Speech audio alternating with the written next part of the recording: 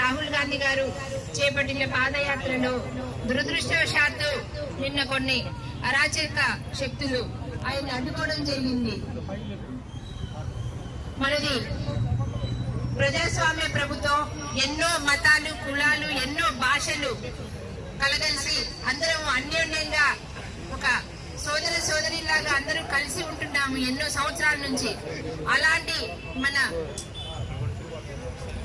మన ఇండియాని కొన్ని మతతత్వ శక్తులు మరి మతోన్మాదము, కులోన్మాదము, ప్రాంతీయతత్వము రెచ్చగొట్టి విద్వేషాలకి గురి చేసి మన దేశాన్ని విడగొట్టాలని చూస్తున్నారు. అందులో భాగంగానే రాహుల్ గాంధీ గారిని దౌర్జన్యంగా అడ్డగించి వారిని సుమారు ఒక 25-30 మంది వరకు కూడా కర్రలతోటి బస్సును అడ్డగించి కార్లని ధ్వంసం చేయడం జరిగింది, ఫ్లెక్సీలను చింపడం జరిగింది. ఈ విధంగా వారు మన కాంగ్రెస్ శ్రేణులని, రాహుల్ గాంధీ గారిని భయపెట్టాలని ప్రయత్నిస్తున్నారు. కానీ మనం గాంధీ గారి కుటుంబానికి మన దేశ ప్రజలందరూ అండగా ఉంటాం. ఎందుకంటే మనకి స్వాతంత్రం సంపాదించింది గాంధీ కుటుంబం.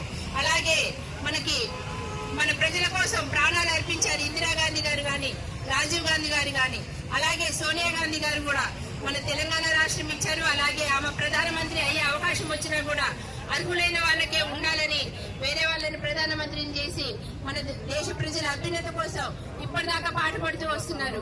అదేవిధంగా మన రాహుల్ గాంధీ గారు కానీ, ప్రియాంక గాంధీ గారు కానీ పదవుల కోసం ఆశపడకుండా ప్రజల కోసమే వారు పోరాటం చేస్తూ ఇప్పుడు మన తెలంగాణలో కానీ, కర్ణాటకలో కానీ కాంగ్రెస్ ప్రభుత్వము ఏర్పాటు అవడానికి ముఖ్య కారణం రాహుల్ గాంధీ గారు.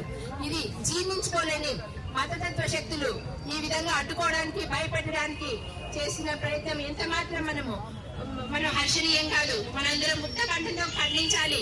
వారికి అందరికీ మరిన్ని వీడియోస్ కోసం ఛానల్ ని సబ్స్క్రైబ్ చేయండి. లేటెస్ట్ అప్డేట్స్ కోసం వాట్సాప్ ఛానల్ ని ఫాలో చేయండి. అండ్ లింక్ డిస్క్రిప్షన్ లో ఉంది.